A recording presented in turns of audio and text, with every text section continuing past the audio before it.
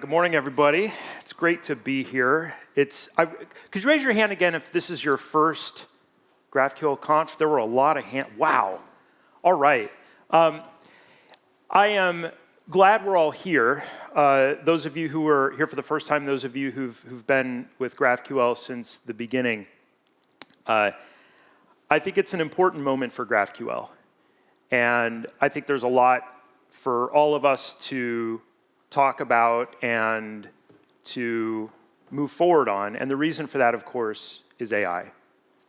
So I want to take a few minutes this morning to set some context around what I think AI means for GraphQL, what it means for all of us, and what opportunity we have for GraphQL in the future thanks to AI. And I want to set some context. We at Apollo put a lot of our energy into bringing GraphQL into the enterprise, into large companies. And I want to paint a little bit of a picture of why that's happened and why GraphQL has been such a fit, because that's going to frame a lot of what I think AI means for all of us and for the movement. Let me give you an example. A lot of us traveled here. GraphQL has become very popular in the travel industry. If you run a hotel chain, for example, we work with a number of hotels here in Europe and in the US. And here's a fancy pants business quote about what's going on in hospitality that explains a lot of the energy and the momentum behind GraphQL. And the basic idea is this shift in the hospitality industry from renting hotel rooms to renting more adjacent services for your hotel visitors. There's this term, revenue per available room and revenue per guest.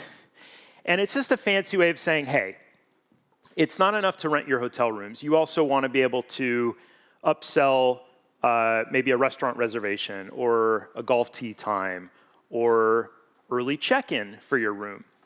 And this push in hospitality isn't just coming from the finance folks and Wall Street that want to see higher margins. It's something that customers expect and want.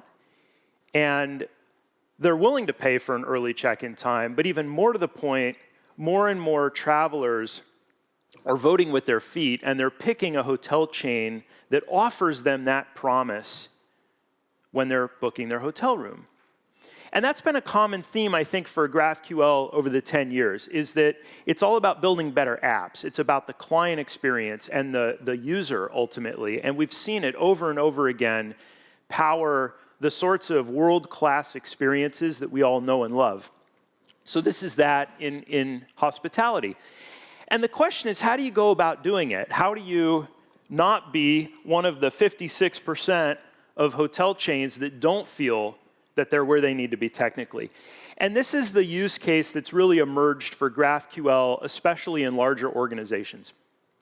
In the enterprises where you've got the largest number of existing systems and services, if you think about a hotel, you've got inventory management systems. You've got content systems that drive the property descriptions and the restaurant opportunities for a visitor. The challenge is how you wire it all up together, and how you do that and adapt those systems, many of which were built long before the modern web and certainly before the mobile and AI experiences that customers expect. How do you adapt all that stuff for use in this way? And GraphQL is used in a lot of different ways. You'll hear about a lot of that over the course of the conference, but this is the one that's really, I think, driven GraphQL forward the most in the largest organizations, and it's been a lot of the engine behind GraphQL's success over the last 10 years. This idea of an orchestration layer that sits on top of legacy systems and infrastructure. So, now we have AI. And Sarah talked about this, and I think her comments are spot on. Here's a take from Gartner, which is a company that analyzes the enterprise and helps enterprise technology executives make their purchasing decisions. And the way to interpret what's written up here is when they talk about consume APIs, what they're talking about is consuming a portal or an open API spec or some kind of documentation for the API. So they're just making the point that we already know, which is in a couple of years, humans aren't going to be reading this stuff. It's all going to be driven by an agentic development workflow, and it's going to be done in an AI-first way. I think that's exactly right. And in fact, I think there's not one, not two, but really three major forces that AI is bringing to bear on the enterprise. And I want to walk through this because I want to give you a sense of just the magnitude of what's about to happen, and in turn what that means for us here and for GraphQL. So the first one is the one we've been talking about. AI is sweeping away your traditional software development process. Not just the tools and the infrastructure, but I think there's a deeper point, which is the rituals, the processes that large companies in particular have adopted over the last 20 years are all going to change. These are all at their heart ways of collaborating and ways of ensuring that people working together can give you a consistent, predictable result. Because if you can't get a predictable result, then it's pretty hard to plan how you're going to build your software and budget for it. And the challenge, of course, is that with AI, we're automating a lot of this. We're moving things that were done at the hands of a person into a non-deterministic model. It has deep implications for trust. Code that we could hold someone accountable for, realistically, is going to be written in a different way, and we're going to need a new set of techniques and technologies, ultimately a new culture, to be able to make the best use of that. So navigating this, if you think about the world of an enterprise engineering executive, navigating this change over the next few years would be a major career accomplishment. It's going to be a massive challenge and a massive disruption. And yet it's actually, I think, only the smallest of the three things that's coming. Because the thing that happens next, as a consequence of more and more engineers, more and more companies adopting agentic development, is we're about to see a massive expansion of just the total footprint of software in every company. We're not firing the engineers, right? It's the opposite. We're going to have engineers that are more and more productive. And the bottleneck around financial resources and around talent in particular that's limited the amount of software companies can build is going to go away. So we're about to have an order of magnitude increase in just the total amount of stuff, the services and the apps that all have to be connected together. That's GraphQL's forte, right? So there's an opportunity there. Navigating that would be a crowning career achievement for a technology executive, right? I just shepherded my company from this much software to this much software. And by the way, when we think about the connections between them, a 10x increase in your software footprint is more like a 100x increase in the connection challenges, right? Because everything gets connected to everything else. So this is enormous. And yet it's not the biggest thing. Because the third thing that's coming is agentic software for people. There's going to be a new kind of app, right? A new kind of user experience that meets users in a new way where they want to be met. And this is the world not just of chat inside your app, but I think a deeply intertwined pairing of traditional UI and new non-deterministic, agentic, free-form, hyper-personalized applications. This is the one some people are skeptical about. Some people will say, maybe. My university put out a study recently that said 95% of these agentic projects in the enterprise are failing. Maybe. I think there's more here than people appreciate already. We work with a lot of companies that have built production agentic experiences on top of GraphQL. They're not talking about it, is the thing. Because for an enterprise, if you have figured out how to do this, it is a massive competitive advantage over anybody that hasn't. So this is going to be different, I think, from some of what we're all used to as developers. It's not all going to play out in open source. It's not going to be like the tailwind that drove React and thus GraphQL over the last 10 years. This one, I think, is going to feel a little different, and it's going to come quicker than maybe we're expecting. A whole new kind of application, 10 times as much of this stuff, all written in a different way. And the question is, how on earth, we speak more crudely in America sometimes, I don't know. How on earth are you gonna do this? And there are some who say, it's all cool. AI is gonna solve our problem, right? We'll let Claude write all the code. Yeah, there's gonna be a lot more stuff to integrate. Yeah, it's gonna have a different shape, but this AI stuff is so good and it's getting so much better that AI is gonna write all the integration. AI is gonna solve all of the observability or security or trust or audit or code review or automation problems that come up. Let's go to the beach. It'll be cool. But I don't think so. I think what's going to happen is different. I have a point of view that we're going to have a new layer of the stack. A layer of the stack that incorporates the traditional concerns of the API tier, API gateways, query execution, and protocol translation, and so on. But it's also going to incorporate a lot of the agentic requirements. It's going to include memory. It's going to include session state, and it's going to include a bunch of stuff that brings those two worlds together. These new kinds of apps are inherently a lot more stateful than our traditional web or mobile applications, and I think that has major implications. Just to pick one example of the kind of thing that's going to happen up here. I think the technical argument boils down to abstractions. We all know, using Claude Code or Cursor, that the more solid a technical abstraction the AI can work from, the more capable it is, the more likely you're going to get the result you want. We don't ask AI to write pure ECMAScript in our browser. It writes React and Next.js, right? These kinds of abstractions are what make this possible. And I think the argument that we won't have a set of abstractions like that just doesn't really pass inspection, not in the enterprise, not at large scale.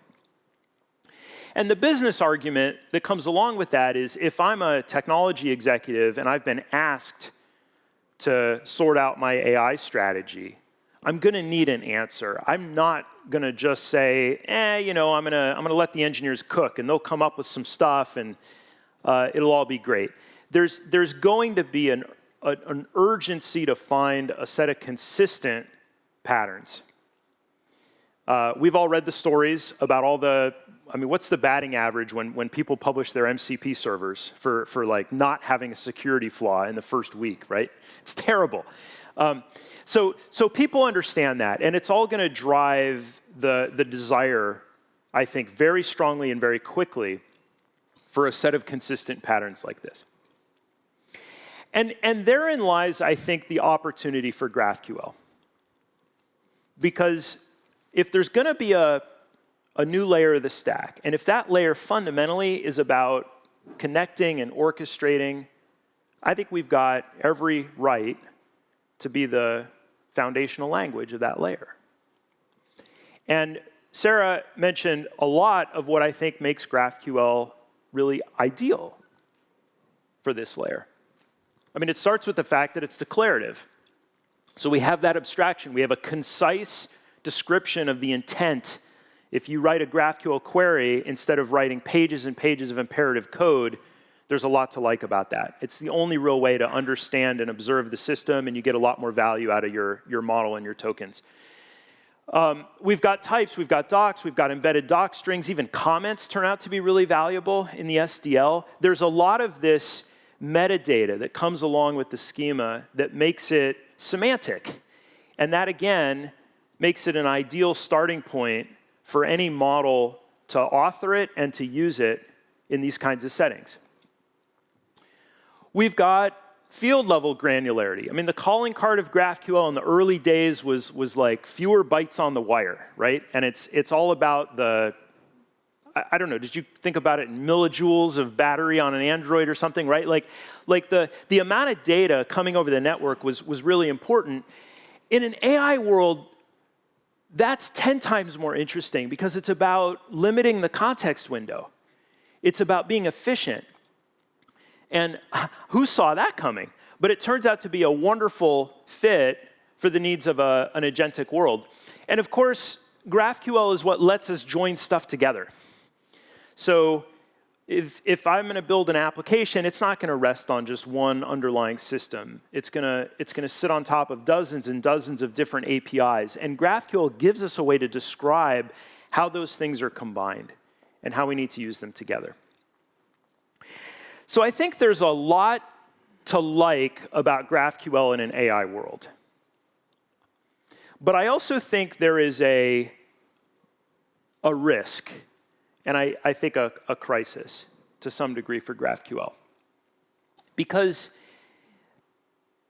if we really want GraphQL to be the language of that new layer, there will be a layer. It's just a question of how it's built. If we really want GraphQL to be that language, I think we have to recognize that that's a different use case in some ways from the original design point of GraphQL. I think one of the things the Foundation's done really well is to keep GraphQL tightly scoped and focused on that use case. I think that made a lot of sense for a long time. But I want to take the point of view that it's time for a different perspective. That for GraphQL to flourish in a future based on AI, we need to broaden our view.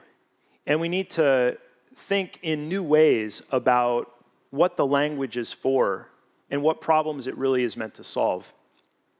And I'll give you a couple examples just from the current conversations we're having. I think we need a much richer query language for GraphQL to be a fit for AI. GraphQL starts with this premise that you've already got your schema, you've already got your graph, and so the query language is actually very, very simple and constrained. But in a world where it's the language of the agentic layer of the stack, we need far more flexibility. We need the ability to describe things that aren't already available in the graph in different ways. And that needs to be a core part of the language because that's the way that the systems are built and that's the way they run at runtime. We probably need some verbs, right, for creating objects and deleting objects. This is another area where historically GraphQL shied away from, but I think it's going to be essential if we expect this to be the core language of an agentic platform. And I could go on, but the real message that I have is that these are not new ideas from a language point of view. Many of us in this room have been having conversations about some of these areas for many years. And I want to end on a sober note because I don't think we have a lot of time. I think the AI revolution is going to play out very, very quickly. It's rare to see the combination of the bottom-up energy from individual developers and the top-down mandate from the leadership of a company playing out this way. And these forces are going to not take a decade. They're going to come to bear on every company in just a matter of months, a year or two. And GraphQL can't stand still. I think this is a moment of grow or die for GraphQL. Because if GraphQL doesn't become the language of the integration tier, what role does it really have to play? It's not going to replace the APIs we already have in most companies. We've learned that. It's not going to replace MCP. The energy around MCP is extraordinary. And I think for GraphQL to really fulfill its opportunity, I think for the next 10 years to be as important and relevant as the first 10, we have to take a new view of this. And I think that means working together in new ways. I think that means listening to new voices. I'm so glad that there are so many of you who are here for the first time, and I hope that you'll contribute to those conversations and be part of what we're doing. I think we owe it to each other and to our users and to our communities to build GraphQL into that future. 300 years ago, give or take, Benjamin Franklin drew a cartoon, and it became a rallying cry for the 13 colonies to unify together. They all had their own agendas. Some of them believed in monoliths. Some of them believed in distributed systems. His point was really simple. We have the ideas. That's not the problem. What we need is to move together with purpose. And I think if we do that, we're going to be delighted with the role that all of this has to play in the future. Thank you.